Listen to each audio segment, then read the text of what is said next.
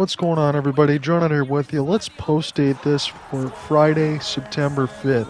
That puts you right at the NBA 2K26 official release and 1 week away from NHL 26. I am going to have this be the last video saying goodbye to NHL 25. And I know it's late in the year, but I really want to have your hands up in the air and answer me this honest question if you're following along in this video. What is your age range, and what's your gap, and what's your experience playing EA sports games? I'm not talking about NHL 2K or NHL Hits or any other series, even some of the stuff on PlayStation. I'm talking about specifically EA Sports. Because if you're in a certain age group, in between NHL 15 to NHL 25, you've never known what a good NHL game is. You've gone 11 iterations of either a game that is awful, mediocre, downright terrible, and absolute utter dog shit. If you go to a ranking system of 0 to 10, 0 being absolutely pathetic, not even functional, and 10 the best game in the series you ever played in your life, where do 15 and 25 rank in your collective? Are they one that just goes ahead and bleeds in with all the other mediocrity? Or is it something more? Do you even have a favorite game in that series? I'm asking specifically because I've been playing EA NHL series all the way from Sega Genesis, but we're talking about the good old days in between NHL 10 to 14, and around that span, 12 is my favorite, 14 is considered the holy grail because of GM Connected and all that. So what's my point? We've gone through 11 games that have been, and whether or not I'm a harsh grader, anywhere between a 0 to a 5, and 5 being at the best. That is a long, long time of NHL games being absolutely deplorable. And NHL 25 is no exception to that rule. Dare I say, again, from these clips, you're going to take away from the nuance of the breakaways over and over again because I only upload the best of the best stuff because it's just boring to watch the same thing. This game is a 0. This is the worst game in the series. You're talking about worse than NHL 15 when it's gone to PS4 when it had no features. You're talking about the Sarah Nurse, Trevor Zegras cover of NHL 23.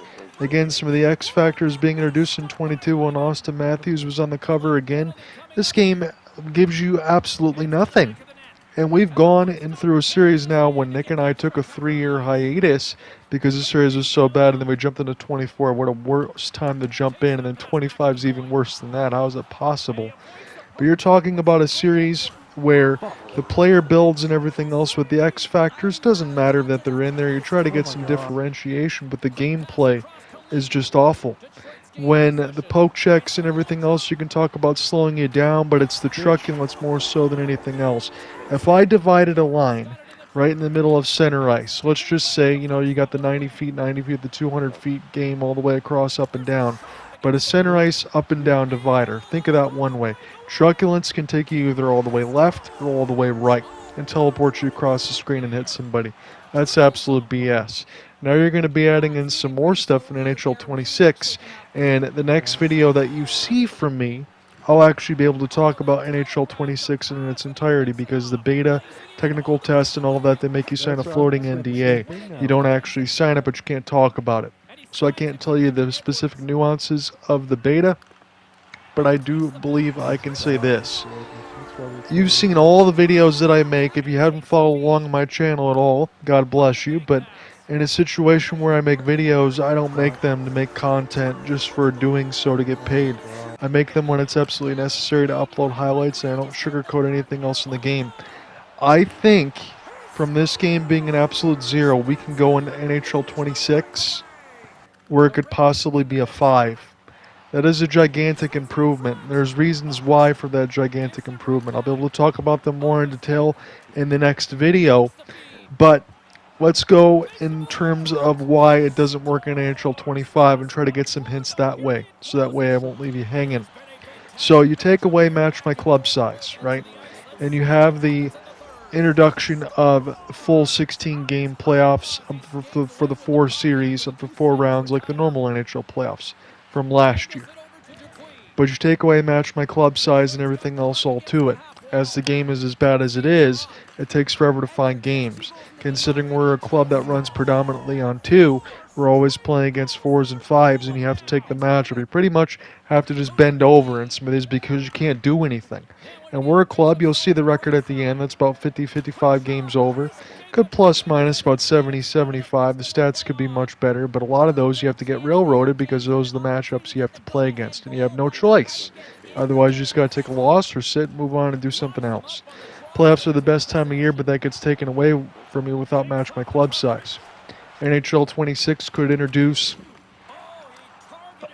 pretty much drop-ins for what we are in the club. That could kind of change some things too, but you really want to go ahead and see match my club size to bring that stuff back in there. But the most important part, if you don't have a game that has good functionality to be able to play it, then it really doesn't matter what else you do.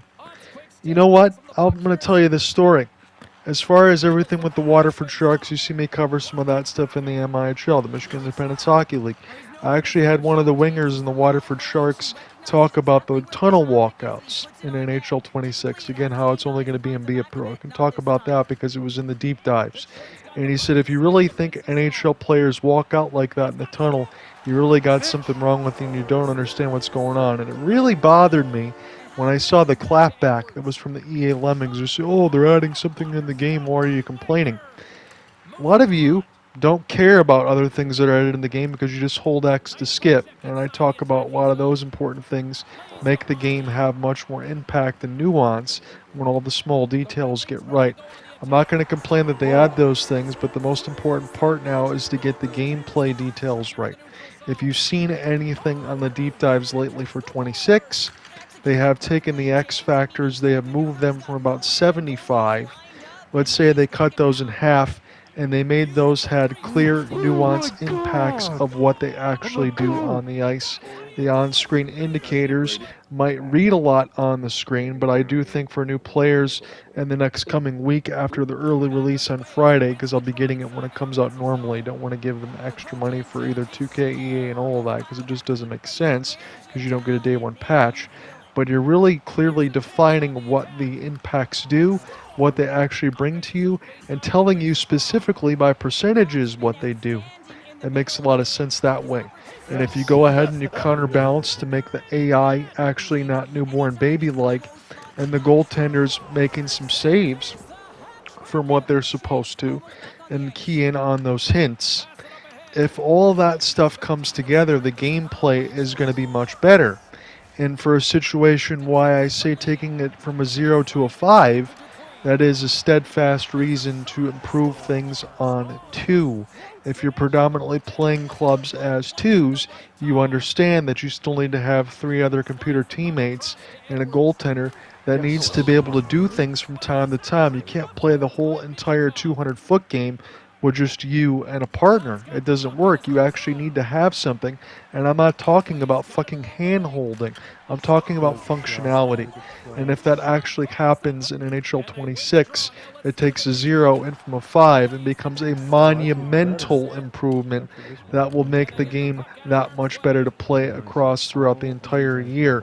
Now, a 0 to a 5 doesn't seem a lot, but when you are going from that said 0 into a 5, that's going to make the game feel like Mount Rushmore. So I do think there's going to be a lot of good things upcoming from 26. I haven't been able to say that in 11 cycles. I told you all the games have bled together. The last time I did a full review was NHL 21. We were talking about only scoring through cross-pass.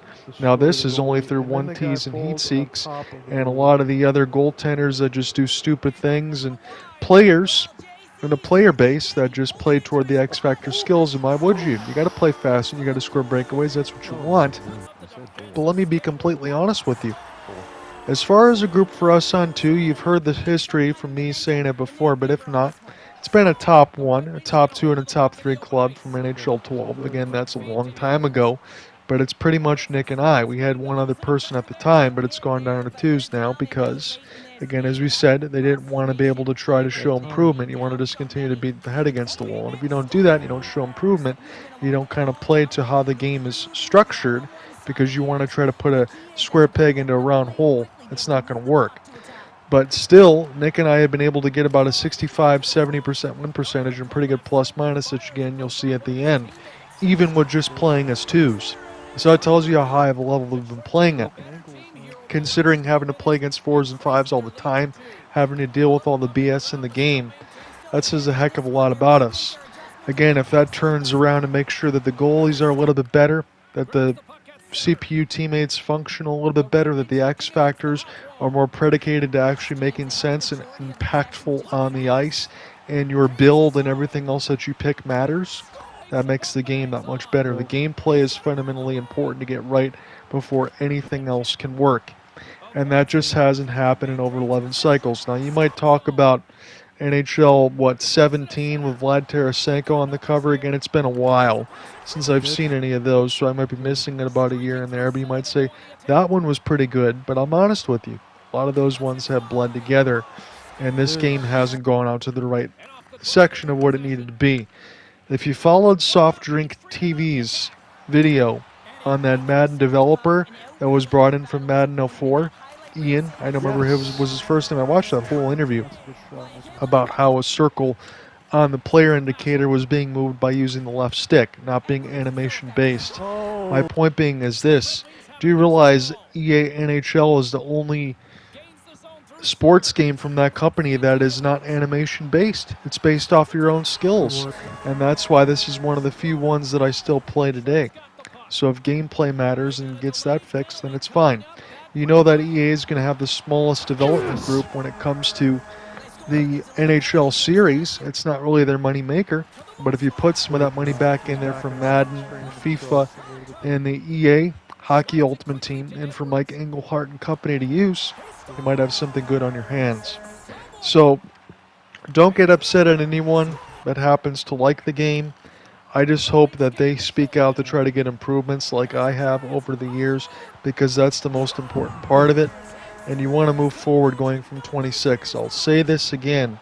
When we get into the PlayStation 6 and the next Xbox, whatever situation that we come from, whether or not these will be the final consoles, whether or not it finally goes to PC at some point, gameplay is all that matters. And when these new consoles come out, you've got to be able to jump on the forefront. I remember saying this a few years ago from PS5. You're still pretty much running Legacy 360 and PS3 on these games. You got to improve that. You got to start from scratch, or at least build on a base and stick with it. Screw the back of the box features. You got to have something matter in the forefront, and the series will work out well. Next video that you see from the hockey side will be about 26, and I'll break it all down for you. Talk to you soon. Peace.